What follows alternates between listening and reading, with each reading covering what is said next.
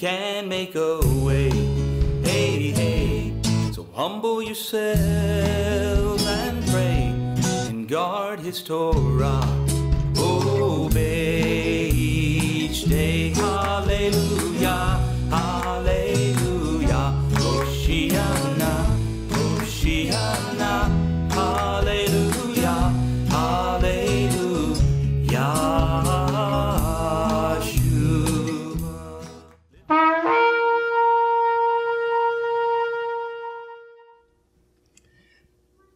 And Moshe said, Hear, O Yisrael, Yahweh your Elohim, Yahweh is one, and you shall love Yahweh your Elohim with all your heart, with all your being, and with all your might. And these words which I am commanding you today shall be in your heart, and you shall impress them upon your children, and shall speak of them when you sit in your house and when you walk by the way, when you lie down and when you rise up, and shall bind them as a sign on your hand, and they shall be as frontlets between your eyes, and you shall write them on the doorposts of your house and on your gates. Chag Sameach, everyone, and Shabbat Shalom. Yep. Second day of unleavened bread here at the congregation of Yahweh in Calhoun, and we've had a good Passover this year, and we've had a lot of good dishes so far, and we've really been enjoying our celebration and our memorial. And the name of the message today is called Remember, because you see, Yahweh is big on memorials, all right? And I'm not altogether sure why He is. Perhaps it's because He knows that how short our memories are. All right? I mean, how long did it take Moshe to be gone before the children of Yisrael forgot that they had said all that Yahweh says we will do? Let's look at Exodus 19.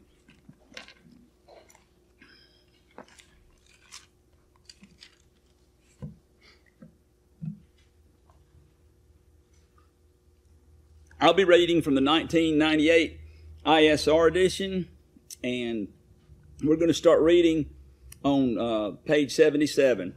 Exodus 19, verse 3. And Moshe went up to Elohim, and Yahweh called to him from the mountain, saying, This is what you are to say to the house of Jacob, and declare to the children of Israel.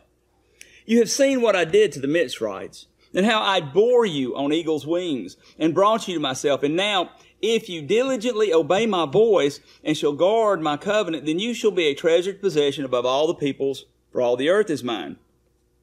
And you shall be to me a reign of priests, and a set-apart nation. Those are the words which you are to speak to the children of Israel. Then Moshe came and called for the elders of the people, and set before them all these words which Yahweh commanded him.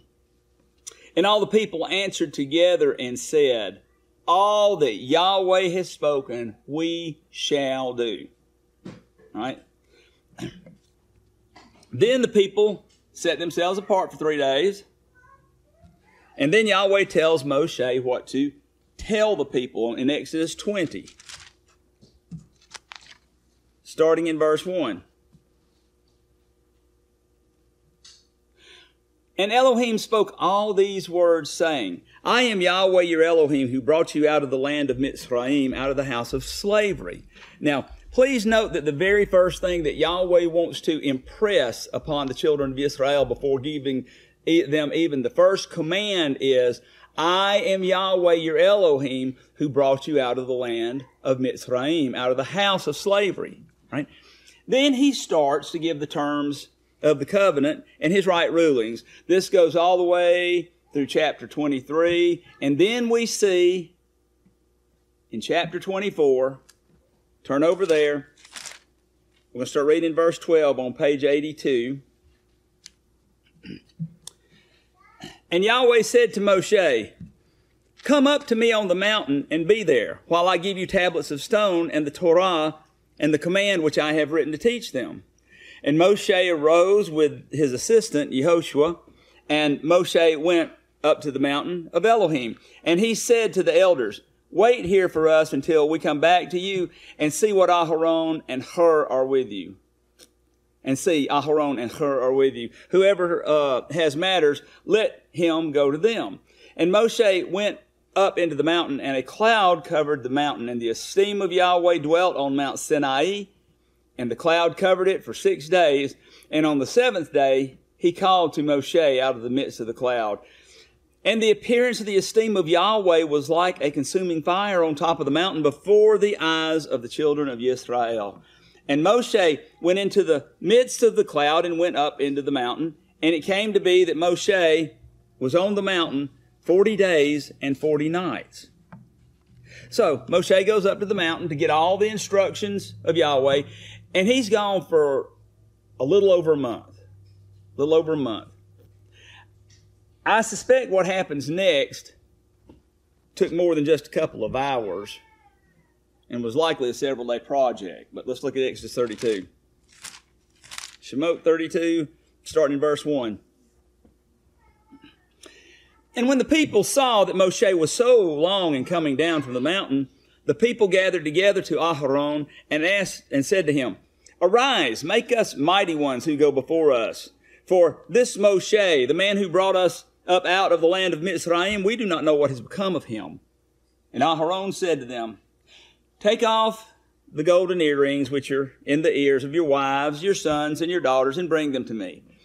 And all the people took off the golden earrings which were in their ears and brought them to Aharon. And he took this from their hand, and he formed it with an engraving tool, and made a molded calf. And they said, This is your mighty one, O Yisrael, that brought you out of the land of Mitzrayim. And Aharon saw and built an altar before it. And Aharon called out and said, Tomorrow is a festival to Yahweh. And they rose early on the next day and offered burnt offerings and brought peace offerings. And the people sat down to eat and drink and rose up to play. And Yahweh said to Moshe, Go, get down, for your people whom you have brought out of the land of Mitzrayim have corrupted themselves. They have turned aside quickly. Do you see the word quickly? Out of the way, which I commanded them. They have made themselves a molded calf, and they have bowed themselves to it, and have slaughtered to it, and said, This is your mighty one, O Yisrael, who brought you out of the land of Mitzrayim. I can understand Yahweh being a little hot right now. So let's turn back to chapter 20. Just a moment here. Starting in verse 3. We'll look at the first commands here. All right, 3. You have no other mighty ones against my face. You do not make for yourself a carved image or any likeness that which is in the heavens above, or which is in the earth beneath, or which is in the waters under the earth. You do not bow down to them nor serve them. For I, Yahweh, your Elohim, am a jealous El, visiting the crookedness of the fathers on the children to the 3rd and 4th generations of those who hate me, but showing kindness to thousands to those who love me and guard my commands. You do not bring the name of Yahweh, your Elohim, to naught, for Yahweh does not leave the one unpunished who brings his name to naught.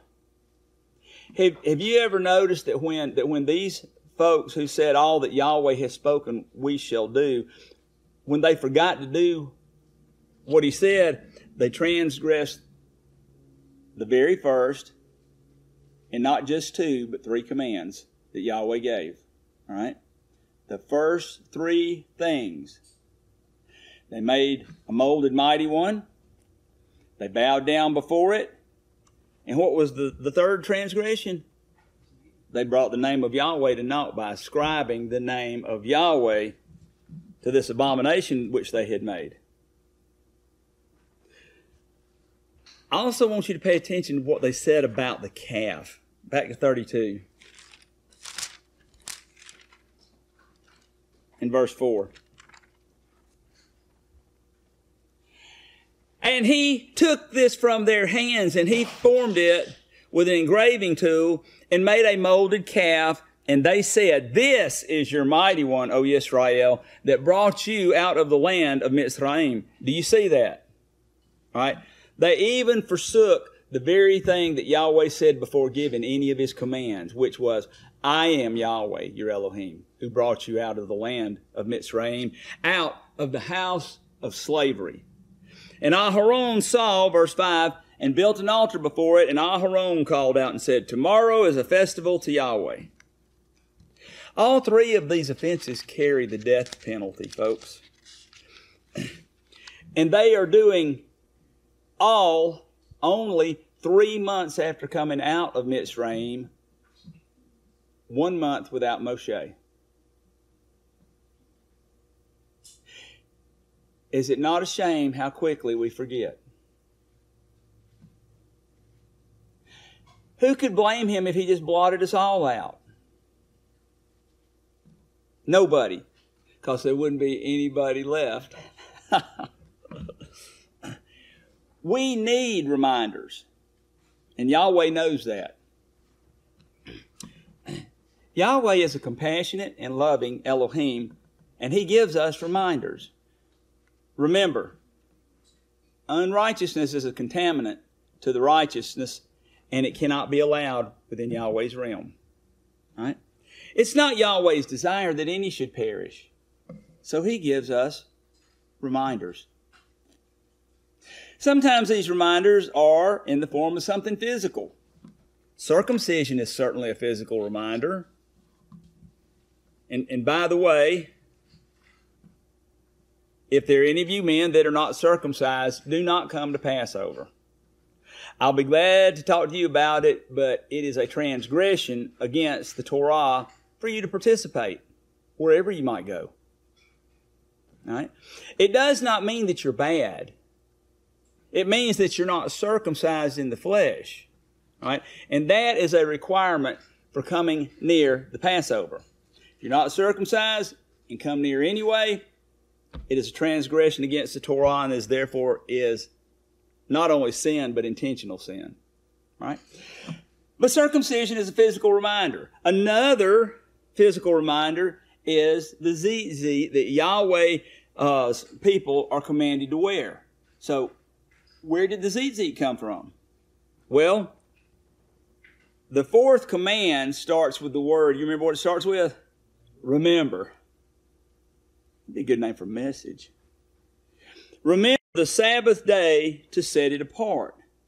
All right, this command carries a death penalty too, just like the others. All right, look with me to Numbers chapter 15. Bimidbar 15. We're going to be on page 158. We'll start reading in verse 32.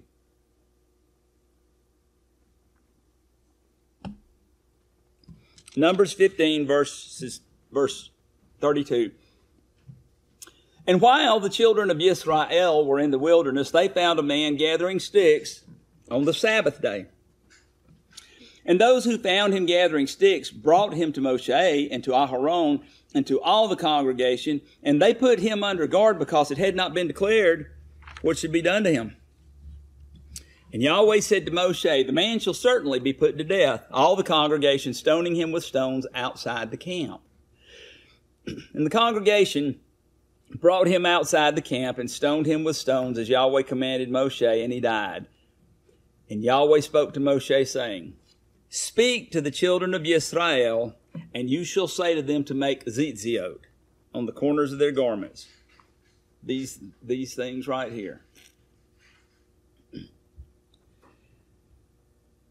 Make tzitziot on the corner of their garments throughout their generations. And to put a blue cord in the tzitzit of the corners. And it shall be to you for a tzitzit or a tassel. And you shall see it and shall, here's that word again, remember all the commands of Yahweh and shall do them and not search after your own heart and after your own eyes after which you went whoring, so that you remember and shall do all my commands and be set apart unto your Elohim. Here he goes again. I am Yahweh your Elohim who brought you out of the land of Mitzrayim. To be your Elohim, I am Yahweh your Elohim. All right? So even the tzitzit is given as a physical reminder that comes out of compassion, so that we would remember and not forget, so that our lives might be spared. And He knows that we need reminders. All right? One of the things that you'll see again and again throughout the Scripture, but especially from Exodus through Deuteronomy, is that Yahweh continues to want us to be impressed and remember that He is the Elohim who brought us out of the land of Mitzrayim. But sometimes He gives us memorials, which by definition are reminders. What's the root word of memorial? Memory. All right? Memorial. Memorial. All right? And do you know what the reason for these memorials is? They're to remind us that Yahweh is the Elohim of creation from Genesis chapter 1. And He is the Elohim who brought Yisrael out of the land of Mitzrayim. And He is Elohim forever throughout your generations to remember and revere. Did you know that the Sabbath is a memorial? All right, it's a weekly reminder. Genesis chapter 2. And we're going to jump back over to Exodus 20 here in just a second. Genesis chapter 2, on page 2, we're going to start reading in verse 1. Thus the heavens and the earth were completed, and all their array. And on the seventh day Elohim completed His work which He had done, and He rested on the seventh day from all His work which He had made. And Elohim blessed the seventh day, and set it apart, because on it He rested from all His work which Elohim in creating had made. And then back to Exodus 20, starting in verse 8. Remember. That means don't forget. All right? Remember the Sabbath day to set it apart. 6 days you labor and shall do all your work, but the seventh day is a Sabbath of Yahweh your Elohim. You do not do any work, you, nor your son, nor your daughter, nor your male servant, nor the female servant, nor your cattle, nor your stranger who is within your gates. For in 6 days Yahweh made the heavens and the earth, the sea, and all that is in them, and rested the seventh day. Therefore Yahweh blessed the Sabbath day and set it apart. See, it's a memorial that identifies Yahweh as the Elohim of creation, and the day on which He rested and He set apart. Right? And as we've seen before, the Sabbath is a Kodesh Mikra. Right? Leviticus 23 shows that it is for Yahweh's people to observe as a set apart public gathering. Right? To rest in Him and commemorate His creation together. But the fourth command, Exodus 20, 6 through 11, is a memorial that identifies Yahweh as the Elohim of creation. And connected with verse 2, it also identifies Him as the same one that brought Yisrael out of the land of Mitzrayim. Right? One of the sins of the golden calf was claiming that it was the one that brought Yisrael out of the land of Mitzrayim. Did you know that Yahweh's name is a memorial?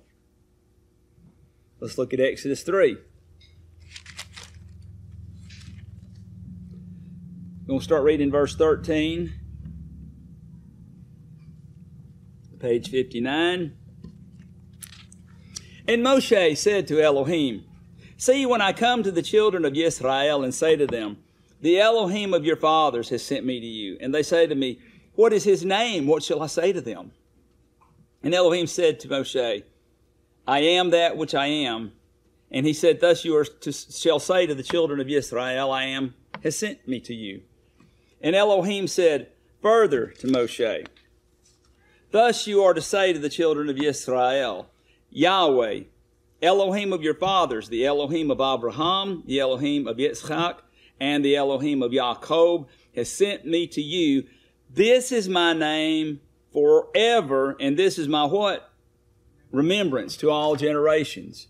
Go, and you shall gather the elders of Yisrael, and say to them, Yahweh, Elohim of your fathers, the Elohim of Abraham, of Yitzchak, and of Yaakov, appeared to me, saying, I have indeed visited you, and seen what is done to you in Mitzrayim. And I say, I am bringing you up out of the affliction of Mitzrayim, to the land of the Canaanite, and the Hittite, and the Amorite, and the Perizzite, and the Hivite, and the Jebusite, to a land flowing with milk and honey. So, even when He reveals His name, He declares it as a remembrance. All right? And He ties it to bringing, once again, Yisrael out of Mitzrayim. I think maybe Yahweh wants us to be impressed with that.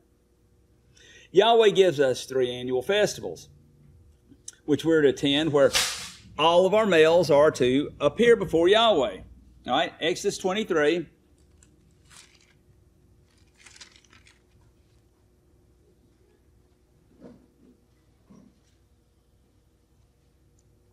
We're going to start reading in verse 14, page 81.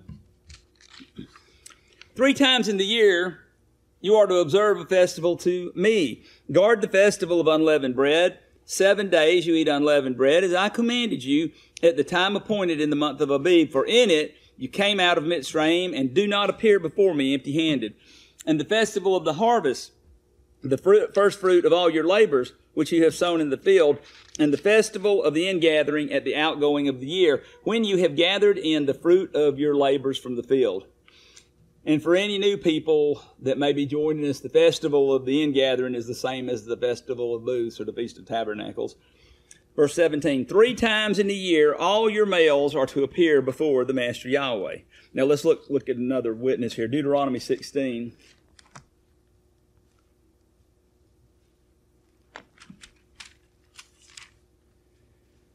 We're going to start reading in verse 1 on page 202.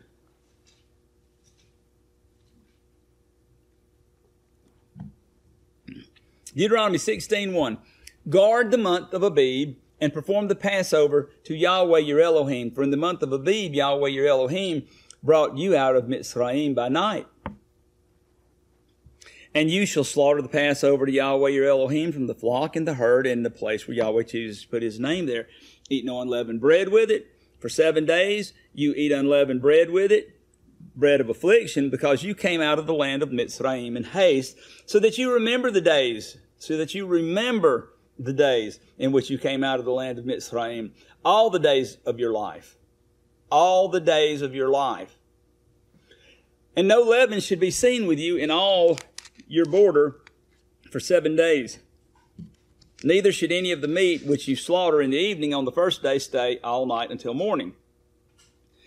You're not allowed to slaughter the Passover within any of your gates which Yahweh your Elohim gives you, but at the place where Yahweh your Elohim chooses to make his name dwell, there you are to slaughter the Passover. In the evening, at the going down of the sun, at the appointed time you came out of Mitzrayim.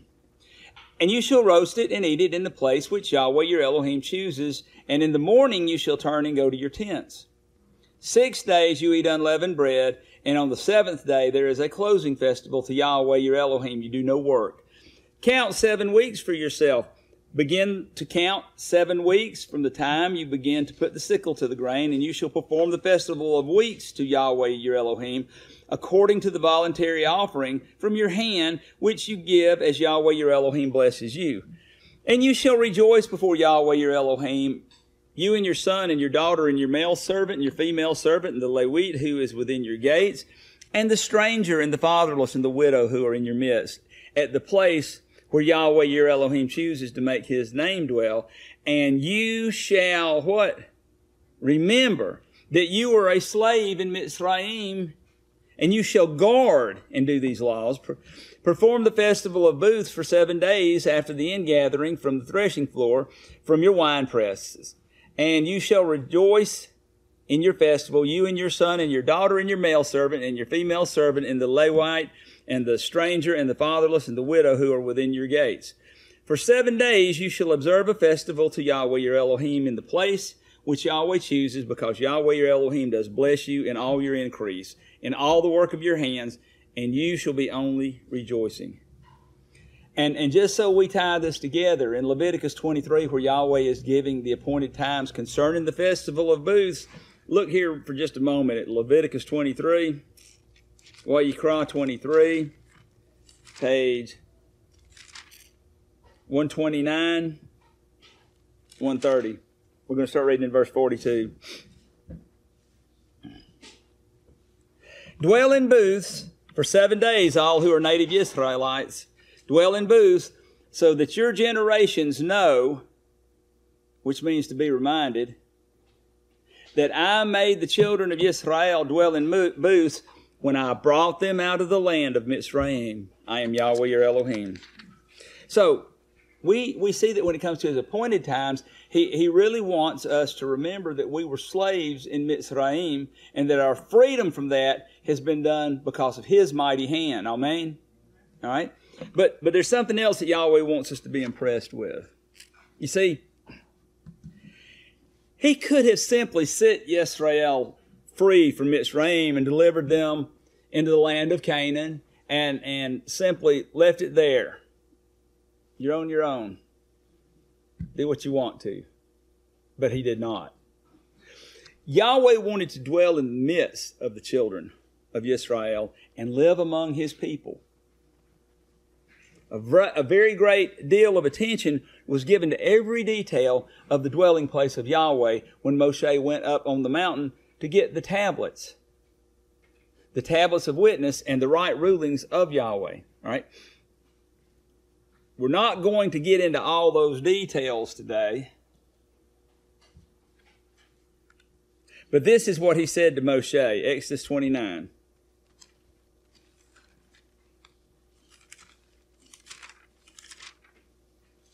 Starting in verse 44, page 89. Exodus 29, verse 44. And I shall set apart the tent of meeting and the altar, and Aharon and his sons I set apart to serve as priests to me, and I shall dwell in the midst of the children of Israel, and shall be their Elohim. And they shall know that I am Yahweh their Elohim, who brought them up out of the land of Mitzrayim to dwell in their midst. I am Yahweh their Elohim.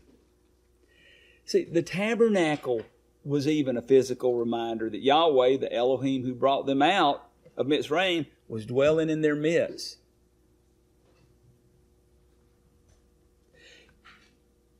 When you think about it, is that not an awesome thing? It is. It really is. When the King of the universe, the Creator of all, and the Mighty One who delivers from the bondage of Mitzrayim, set up house in your neighborhood, you better believe that's a great thing. All right? It's a big deal indeed. And though it's not listed in Leviticus 23 as an appointed time, I'm not sure that many of us are not missing a memorial where we're given instruction to remember this thing somewhere else. Let's go back to Deuteronomy 16.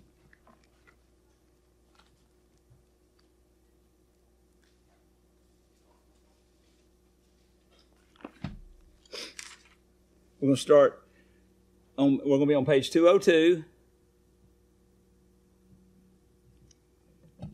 We're going to start reading in verse 1. Guard the month of Abib and perform the Passover to Yahweh your Elohim, for in the month of Abib, Yahweh your Elohim brought you out of Mitzrayim by night. Does everybody know what the Hebrew word for month is here? Chodesh. I checked 4 or 5 different reference resources. Strong's, BDB, the Hebrew Word Study, and Gesenius. Right? Also, the Ancient Hebrew Lexicon, just slightly different than this. I checked all of them, and except for the slight difference in the Ancient Hebrew Lexicon, they all say first, in their respective definitions, the new moon. Followed by something like, by implication, a month, or a lunar month. All right? But first comes the new moon every time. All right? Now, some people, as we do here, observe the Chodesh or the new moon every month. All right? We just think it's the right thing to do, and we enjoy fellowshipping with one another, and so we get together. All right? Some people believe that the only moon that we're required to commemorate, it's another word with memory in it, commemorate, is the Chodesh of the 7th month. This is not an attempt to enter into the debate, but I think that it's worthy of consideration when it says, guard, and that the word there for guard is shamar, and it means to guard or hedge about, keep, observe, etc. when it says, guard the month of Abib and perform the Passover to Yahweh your Elohim. For in the month of Abib, Yahweh your Elohim brought you out of Mitzrayim by night. Are you absolutely sure that there is no particular relevance to the new moon, and that and that we really don't have to worry about that at all? I'm not really prepared to do that when it says to guard it. All right. So I think this may add a little relevance to it, but maybe it should read this way: guard the new moon of Abib and perform the Passover to Yahweh your Elohim.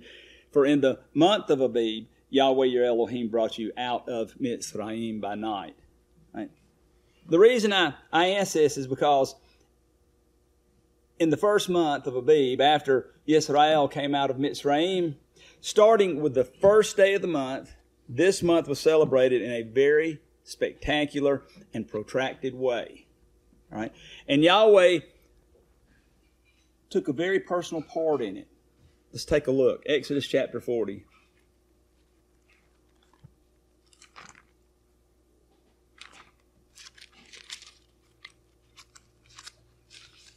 We're going to be on page 102. We're going to start reading in verse 1.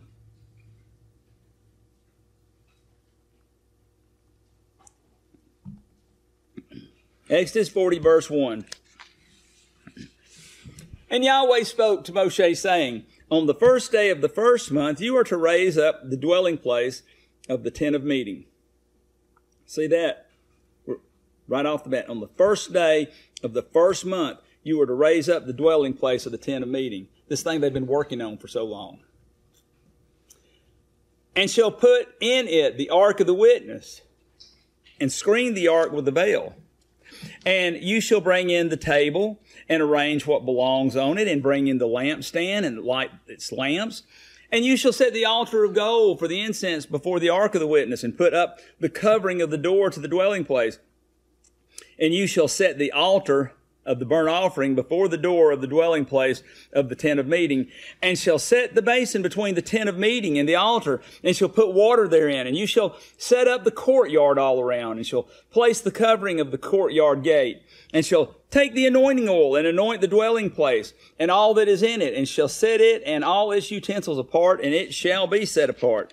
And you shall anoint the altar of the burnt offering and all its utensils, and set the altar apart, and the altar shall be most set apart. And you shall anoint the basin and its stand, and set it apart. And you shall bring Aharon and his sons to the door of the tent of meeting, and wash them with water. And you shall put the set apart garments on Aharon, and anoint him, and set him apart to serve as priest to me. And you shall bring his sons, and put long shirts on them, and shall anoint them as you anointed their father, and they shall serve as priests to me, and their anointing shall be for them an everlasting priesthood throughout their generations. And Moshe did according to all that Yahweh had commanded, and it came to be in the first month of the second year, on the first day of the month, that the dwelling place was raised up, and Moshe raised up the dwelling place, and placed its sockets, and set up its boards, and put in its bars, and raised up its columns, and spread the tent over the dwelling place, put the covering of the tent on top of it, as Yahweh had commanded Moshe. And he took the witness and put it in the ark, and he put the poles through the rings of the ark, and put the lid of atonement on top of the ark. And brought the ark into the dwelling place, and placed the veil of the covering to screen off the ark of the witness, as Yahweh had commanded Moshe. And he put the table in the tent of meeting on the north side of the dwelling place, outside the veil, and he set the bread in order upon it before Yahweh, as Yahweh had commanded Moshe. And he put the lampstand in the tent of the tent of meeting, opposite the table on the south side of the dwelling place, and lit the lamps before Yahweh, as Yahweh had commanded Moshe. And he put the gold altar in the tent of meeting in front of the veil, and burned sweet incense on it, as Yahweh had commanded Moshe. And he set up the covering to the door of the dwelling place. And he put the altar of burnt offerings before the door of the dwelling place of the tent of meeting, and offered upon it the burnt offering and the grain offering, as Yahweh had commanded Moshe. And he put the basin between the tent of the meeting and altar and put water therein for washing. And Moshe and Aharon and his sons washed their hands and their feet with the water from it. And they went into the tent of meeting, and as they came near the altar, they would wash, as Yahweh had commanded Moshe. And he raised up the courtyard all around the dwelling place and the altar, and placed the covering of the courtyard gate, and Moshe completed the work.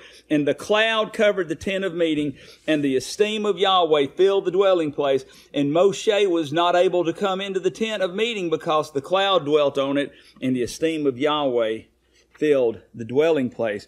And when the cloud was taken up from above the dwelling place, the children of Israel went onward in all their journeys. But if the cloud was not taken up, then they did not set out till the day that it was taken up. For the cloud of Yahweh was on the dwelling place by day, and the fire was on it by night, before the eyes of all the house of Israel in all their journeys. Okay. That's pretty spectacular. That's a lot that went on that day.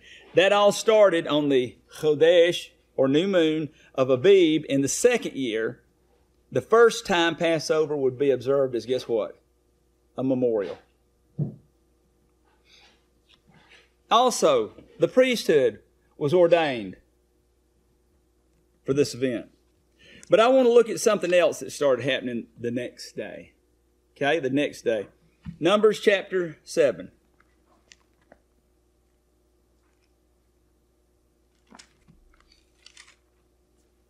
We're going to start reading verse 1.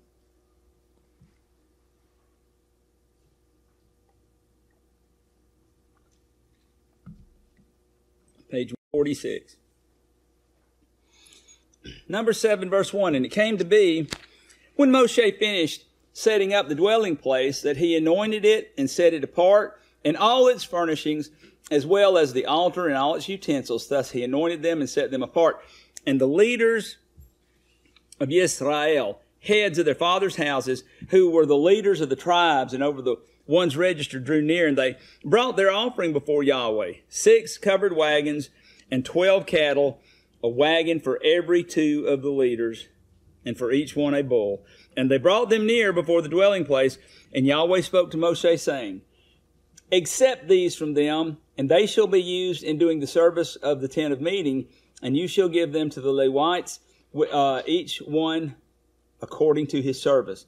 And Moshe took the wagons and the cattle and gave them to the Levites, and he gave 2 wagons and 4 cattle to the sons of Gershon according to their service, and he gave 4 wagons and 8 cattle to the sons of Merari according to their service under the hand of Ithamar, the son of Aharon the priest. But to the sons of Kehath he gave none, because theirs was the service of the set-apart objects which they bore on their shoulders. And the leaders brought the dedication offering to the altar in the day that it was anointed.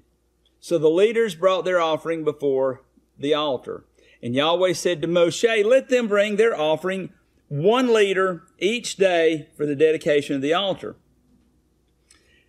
And the one who brought his offering on the first day was Nachshon, the son of Aminadab, from the tribe of Yehudah. And his offering was, and look at what his offering was, 1 silver dish, the weight of which was 130 shekels, 1 silver bowl of 70 shekels, according to the shekel of the set-apart place, both of them filled with fine flour, mixed with oil, as a grain offering. 1 gold ladle of 10 shekels filled with incense, 1 young bull, 1 ram, 1 male lamb a year old as a burnt offering, 1 male goat as a sin offering, and as a peace offering 2 cattle, 5 rams, 5 male goats, 5 male lambs a year old. This was the offering of Nachshon, the son of Aminadab. Now, for the sake of time only, I'm going to skip down to verse 84. Right? Now, the reason for that is because all of the next 11 tribes that come forth bring the exact same offering. Exactly. And you can read it for yourself, and when we're doing Torah study, we would read them all, because we have, But with the exception of naming the leaders who brought the offerings and naming the tribe from which the offering came, the offerings for each day were identical. All right, so let's skip down to 84, number 784. This was the dedication of the altar from the leaders of Israel when it was anointed. 12 silver dishes, 12 silver bowls, 12 gold ladles. Each silver dish was 130 shekels, and each bowl 70 shekels. All the silver of the vessels was 2,400 shekels, according to the shekel of the set-apart place. The 12 gold ladles filled with the incense was 10 shekels each, according to the shekel of the set-apart place. All the gold of the ladles was 120 shekels. All the cattle for the burnt offering were 12 young bulls. The rams 12, the male lambs a year old 12, with their grain offering, and the male goats as a sin offering 12. And all the cattle for the peace offerings were 24 bulls. The rams 60, the male goats 60, the lambs a year old 60. This was the dedication of the altar after it was anointed. And when Moshe went into the tent of meeting to speak with him, he heard the voice of one speaking to him from above the lid of atonement that was on the ark of the witness, from between the two cherubim. Thus he spoke to him. And do you know what happened the day after all 12 tribes got through bringing their offerings? They performed the Passover for the first time as a memorial. Only this time Yahweh was dwelling in their midst. This was not a small thing, amen, leading up to this. No, it wasn't. And this all started with the Chodesh of Abib. So perhaps when it says to guard the Chodesh of Abib, perhaps we would do well to remember the month, starting with the day when the month commences, and remember the day when the dwelling place of Elohim, who brought us up out of Mitzrayim, took up residence with his people. Deuteronomy 16:1 again. This will be our last passage for today.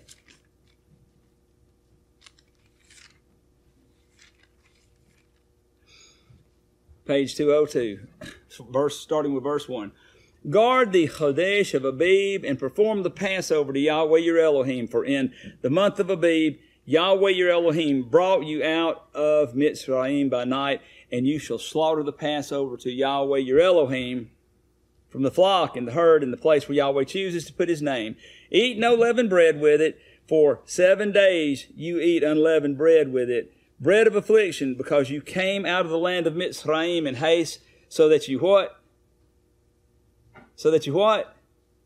Remember the day in which you came out of the land of Mitzrayim all the days of your life.